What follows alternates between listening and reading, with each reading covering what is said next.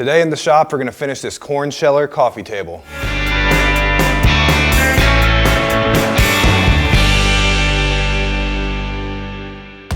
She wants a coffee table, a piece of a door.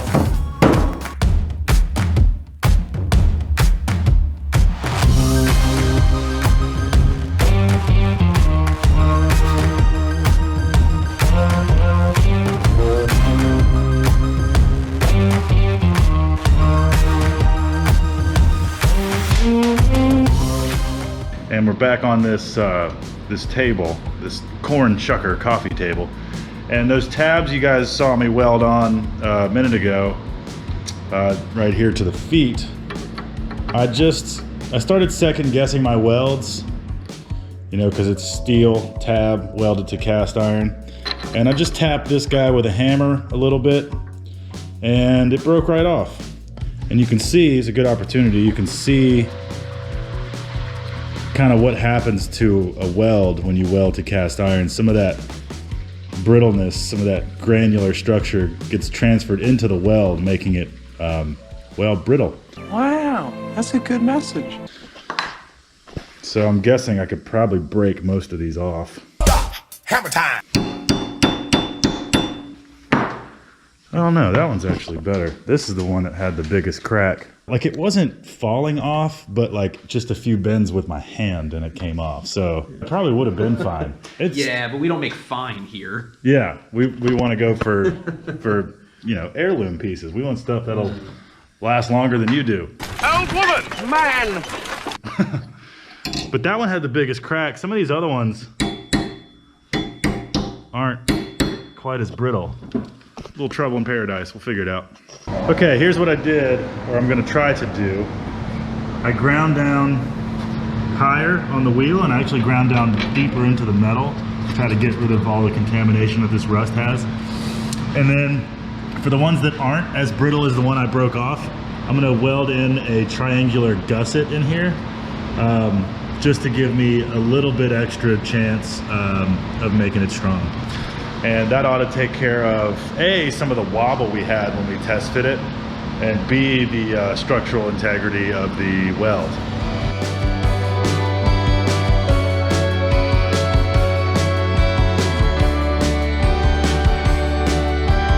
It's not the prettiest, but I got a much better preheat on this one, and it looks like my welds have 0 cracks, so that's really nice. You can see, got my tiny little gusset in there. It's not beautiful, it's not gonna win any awards. Everywhere, like such as, but it is gonna be strong and it is gonna hold together, and once we wire wheel it and do the final finish on this thing, it's up underneath the table, you'll never see it. Nice! That's not an excuse for bad welds, but these are good enough.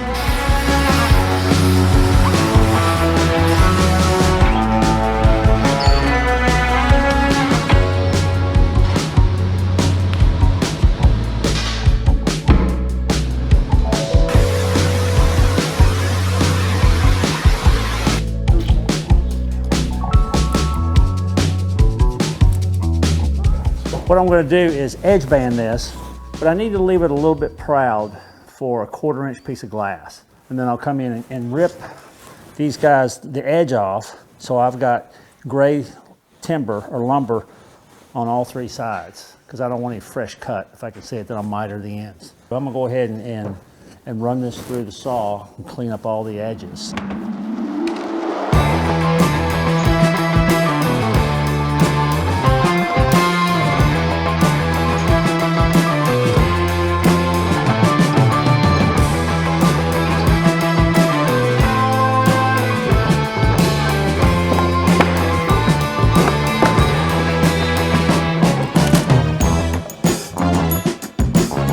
So the door itself is 1 1/8 thick. I want to put a 1/4 inch piece of glass on it. So I need to make it my cleat that sits flush with the bottom, 1 3/8. So I'm gonna go over to the saw, cut me some pieces, cut it down 1 3/8, and then go from there.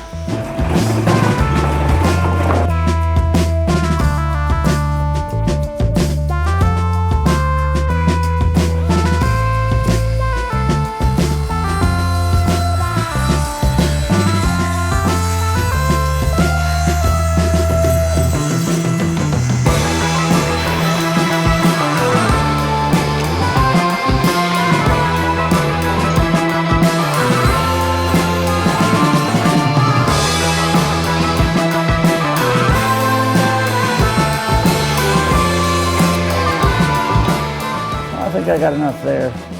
So I used this is my shim to replicate the glass, and so I'll bring it down a little bit. But so to get started with this, I'm gonna go ahead and do one miter. All right, and then I'll start and I'll mark the other miter. Then I'll float it to meet this, and then I'll go all the way around.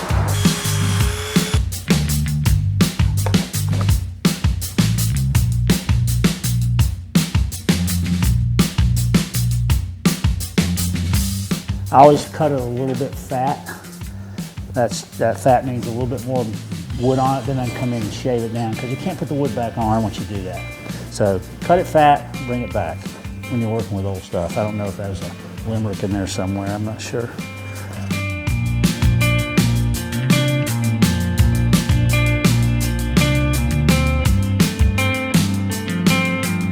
All right, so I've finished putting on the edging. And as you can see, I've got the gray wood on the outside and the top. Did a little bit of sanding on the inside. Mitered the corners so I had a good coverage all the way around. Didn't butt joint anywhere. And we're ready for glass. Once Cam's through with his pieces, I'll have the wood ready to go, and we'll just slap it together, put a clear coat on it, and get it to the owner.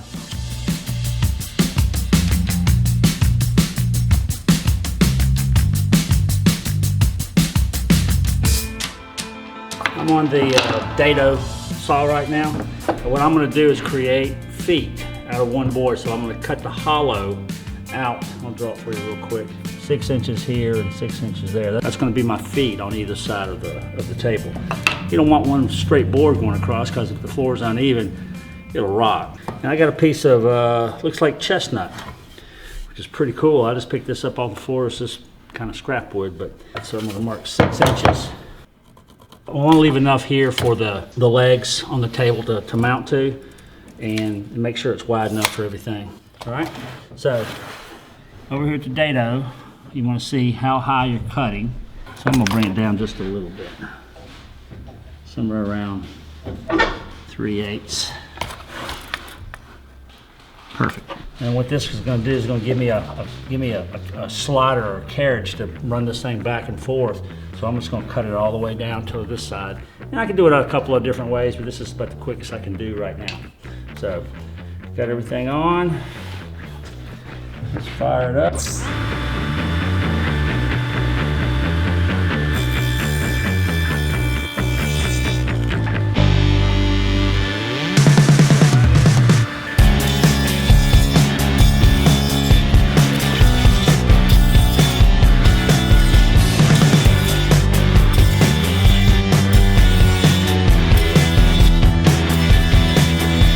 So, see what I got here? I've got 2 platforms for it to sit on. All right, you can see it if I lay it down on a surface. Foot, and I'll do 2 of those, so it's got 4 bearing surfaces instead of 2 long bearing surfaces. All right, so I've got the cleat on, or the edging, 1/4 inch set in for the glass. I put in a couple of standoffs on the bottom. That's going to get me up with some elevation that I need. I need a couple extra inches. And then I made 2 feet that the wheels will sit on. And then put it on top, kind of like that, and you're done.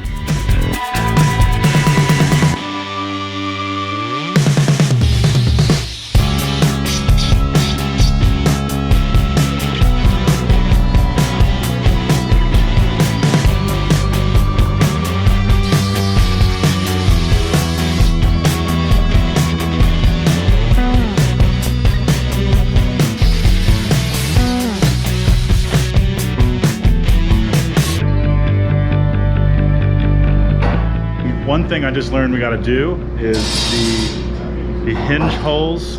There's 2 spots on the front of the door that there were hinges on for some reason. I'm not sure why there's hinge holes on the front of the door, but these guys, we are gonna go upstairs to the hardware section, grab 2 old hinges, and then cut a piece of them off that can fill this side. And then we're gonna screw it in, and instead of just having 2 big holes there, now you kind of have something that looks like a door, kind of. Looks like we got about 1 inch by a little under 4. I can make these holes bigger with a chisel. a little under 4 by 1. So my hinges, my hinge leaves, if you will, need to be 4 by 1-ish.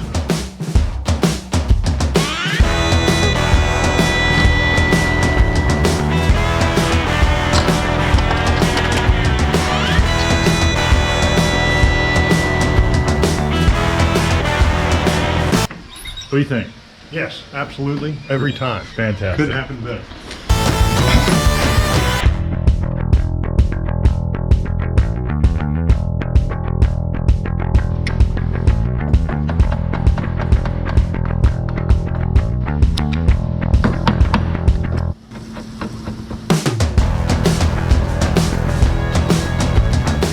So I missed most of it with the camera because it's too much going on, but I got my 2 pieces cut from the hinge, and now hopefully we can make them fit in the holes. Woohoo!